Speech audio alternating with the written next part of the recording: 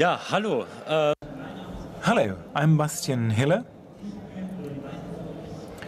Most of you, I suppose, already know me from network Tourismuszukunft, one of the counselors there. And there I was dealing already with digital learning, digital continued learning, further learning, which is a very small company, Digit, that I want to concentrate. And I have a wonderful assistant to my side, Ina Pfingst of Tourcomm. Our two companies are the only companies on the German market dealing with digital further education in tourism. And we would like to talk about this subject now and give you some information on it. Maybe it was too quick. Now, we have developed a practical roadmap concerning IMAP and destinations. What is e-learning? E-learning is sort of further education with digital means. I think this is already known. No need to talk about it. It has to be efficient. It is easy to scale, easier than any traditional schooling methods. But I've already been talking about this last year, and today I would like to give you some practical input for e-learning measures for your destination and what you can do to be successful and to plan these e-learning modules. First of all, you need a roadmap. Before getting that, you have to know what are the framework conditions. First of all, of course, I need resources. We all know that further education, good trainers cost money. That's no surprise. We all know that. And if e-learning and digital methods are less expensive and easier to scale, we do still need not only financial means, but also human resources to start this e-learning and to avoid that it is just something that will be burned off in a very short moment of time. Who are people or corporate institutions using e-learning programs? First of all, you have to look at the cultural conditions. An e-learning program that works well in Germany cannot be transferred as such to the United States, for example. And then what I also need is to define the running times, the period of time for a certain project with a clear subject, and to concentrate on a long-term success for a destination, for example. These were the framework conditions that I defined, and I also have to ask myself, what is my ambition, what are my objectives, what are my resources, and where do I want to go, dealing with what subjects, and who is my target group? Is it about, for example, staff in accommodation? Is it about distribution? Is it about tourist information? And how can I measure my results? These are very central topical questions when I conceive, when I shape a digital learning method, a digital learning device, as to know whether this is something that will fit my purposes and will be the right tool for my target group. So I know about the target group, I know about the framework conditions. Now I have to develop a certain concept. And the longer I concentrate on conceptual preparation words, the better it is to have a system that really is corresponding to my needs. So first of all, I have to define the subjects. What do I want to transport? What do I want to teach people? It is as a child who has to get his hand burned when putting it on an oven or in a fire. And the question is, what do I do when there is a guest coming from the Asian cultural geographic zone? He or she doesn't speak English, French, German, or whatever. And in such a situation, I cannot communicate. I will not be able to create an experience as I would like to have one.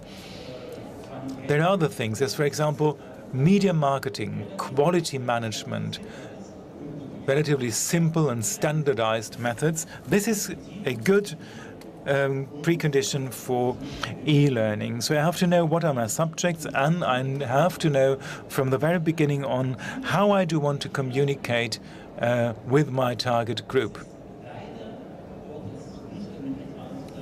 It is not sufficient to say that I will start with a certain system, I write a newsletter, and then I say, just enjoy.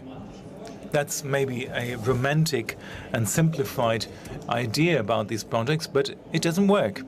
Why does it not work? Because people we want to reach in general have something else to do as well. For example, dealing with the guests, dealing with their IT, and so on. So I will have to ask myself, how can I keep people going? How can I carry on and to avoid that it's just a straw fire? And how do I embed digital further education measures in existing further education programs? For example, lifelong learning. Could I have, for example, a combination of real education, real learning and teaching with person on site? Or do I maybe not need any longer any trainers on site, depending on, of course, the means I have and on the target group?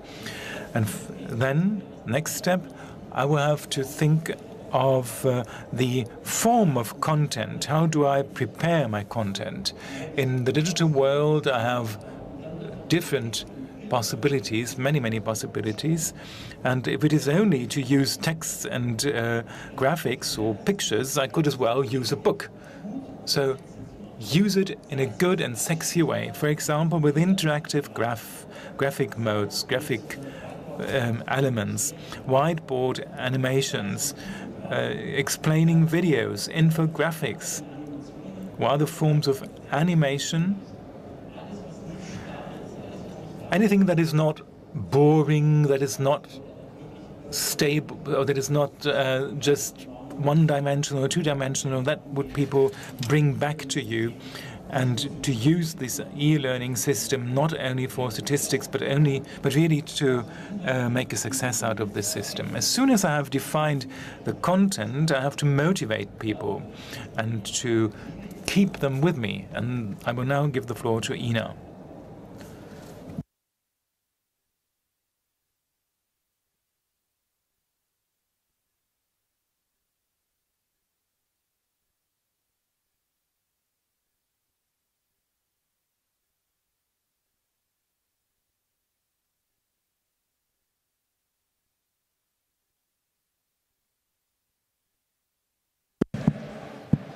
Jetzt. Vielen lieben Dank schon mal für den. Thank you very much for this very interesting, passionate first part of the presentation. So we have already prepared our content in a digital way, as my colleague just said. And now we have to try to keep people working with us, to bind them. We want our target group to deal with these subjects, with these contents in a sustainable way in the long run. So our target group, we could say that, is very motivated. They want to get new information. They want to have a further education, and this is just taken for granted. But we could also help them. We could help them by some elements to motivate our target group. How do we do that? First of all, in this entire tool, you have to tell again and again to your target group what is the advantage of taking in an information, of dealing with an information. Talk about the reason for it, the sense for it, and you should also integrate some elements for social exchange. You do not want to be in your room alone and learn something. You want to learn with others. So we have to think of fora of chats, and people must interact. And then this brings us to one first important aspect, that is ambition. And you could say, for example, we create sort of a game of groups of your team, the different teams, starting little battles. In the video sector, we work like that very much, because you can introduce several levels. You can ask your participants to use badges or high score lists, and so you can use this character of game. Because in the very end, as this young boy here tries to get the toy in front of him, we want our participants to themselves have the will to learn something and to deal with the information. And these motivation factors, of course, the carrot, the classical carrot, is part of the motivation strategy. What can it be, this carrot? It can be elements when your participants have dealt with certain contents, and that, for example, facilitate their work in their everyday life as a reward. But as your participants will probably decide on a voluntary basis to participate, it is the more important to have a personal incentive. So when you are creating such a tool, look for sponsors in your region, in the destination, that could, for example, offer you restaurant vouchers or coupons, and then you can give them to the people having participated in the e-learning tool. Then last point, feedback and interaction. Tapping on the shoulder of somebody, usually it is the boss who's doing that. Now it is you, the project responsible for e-learning. You have to reward people or to commend people when, for example, the user has reached something that you have wanted him to do. When he has, for example, passed a test, then you can also send in an automated way some emails. You have to tell people that you're in contact with them, and you need these feedback functions. So you have done a lot. You have developed a concept. You know how to deal with your users, how to bind them. But what you need is also a technical basis, a technical foundation. Otherwise, it wouldn't work. But if you have taken enough time during the conceptual phase, you know what you're dealing with. You know about your objectives. You know how you want to use the content, what gamification you want to use to motivate. And this is a concept that you're dealing with at the very beginning, and then you compare it with the features of technical solutions, and then you will have the right LMS, learning management system. This is still not sufficient if you don't have a heart of your e-learning system, and this is content. Your tool can be very playful, very interactive, but it is the content that is important for your participants. So be it content for video clips, for tests, for text-based elements, look at it and try to optimize the content in a pleasant way. 3 tips to do so. Do not use long and complicated phrases. Do not concentrate on theory, and try to address your participant personally. You know these persons. Try to really get them into the tool and try to get something diversified as well.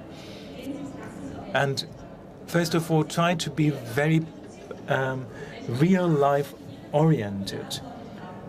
What are the questions of your target groups, and try to find answers to them. And this will be one of the most important recommendations. Be short. Make it short. Serve only small bits, so to speak, so that your participants can use that when they are on their way to work, when they're on a train, or when you have 10 minutes at the reception. If you work at the reception, the user should have time to use it. And during this time, he also must have the impression of being successful after having, for example, worked through one chapter. So small bits.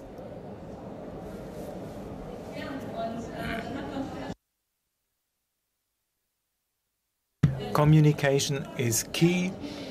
Learning optimized content. If nobody knows about your offer, then you can't be successful. So you need a continuous communication plan. Try to integrate, to embed your partners from the very beginning in the conception, so that your partners can also identify with the tool, and that your message can get to the end user. Use all possible channels. I suppose that you already have B2B portals, and you can use this also for e-learning, or take what we call blended learning and try to link online tools and a classical traditional seminar with a online bonus point system, for example, and thus the user can decide himself or herself how it wants to follow this learning program. There's different tools that you can use as a reward. You can really create a real learning world. There are no limits to your imagination. Where do you want to go? Be creative, and at the very end, try to integrate what you found out into your concept and try to create your e-learning world for your end customers and users. Well, I could carry on for hours, but we already get to the end. I would briefly give the floor again to Mr. Hiller, and we hope that we could create some interest for your new products, new e-learning projects, and we would be really happy to support you in your projects. And then there will be time for questions afterwards in the lounge.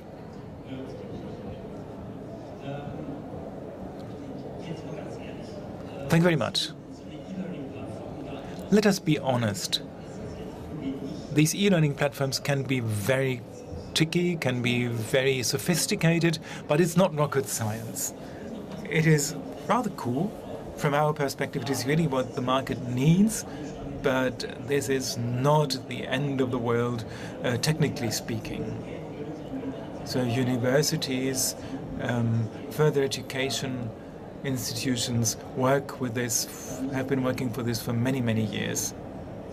More should be possible. If you want to use digital aspects, digital features, you also have to know what is the state of the art in technology. There are many things also that would work without any sophisticated features. Digital media, for example. Last summer, for example, many people came to Germany from foreign countries. They had to learn our language to some extent. They had to learn about the basics of our culture. It is an incredible challenge to get them into a system and to get them into a senseful system. And many things have been taught by social media, with learning games via Facebook, via Twitter. It is very simple and it works very well. This is possible also via Snapchat or other technical solutions. This is something else. I like this image, this photo, because you don't know how you can ride a bike and using such a Google goggle.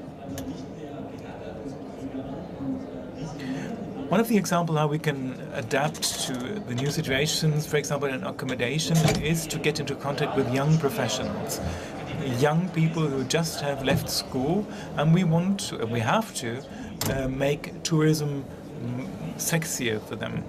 For example, a young person in a hotel learning.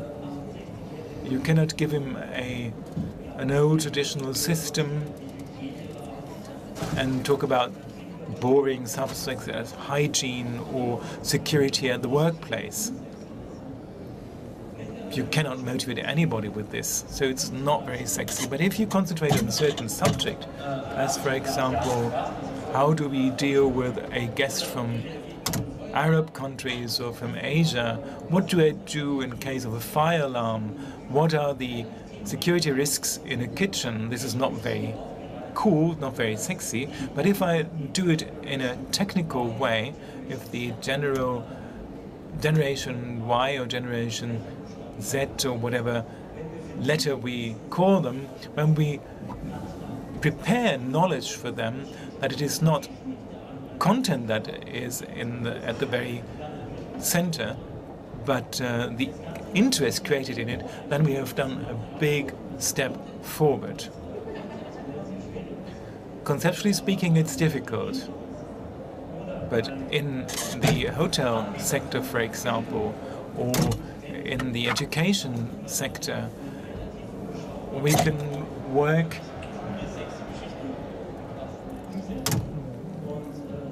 without having to do too many efforts. We can create something that is cool and that is sexy, and create maybe some more enthusiasm in further education. We have some minutes. We, the two of us, have been dealing with the subject for a certain time now, but we would also like to know, what is your experience? What should we take into account in e-learning? Is there something that we have not thought about? Do you already use systems? Well, it's a classical situation. There's nobody daring to ask a question. Any other questions? That is not the case. Okay. So we say goodbye, and we are in the lounge behind this stage. Thank you very much for your attention. And thank you also from Ina. Thank you for your attention. And maybe we will have some more time to talk about it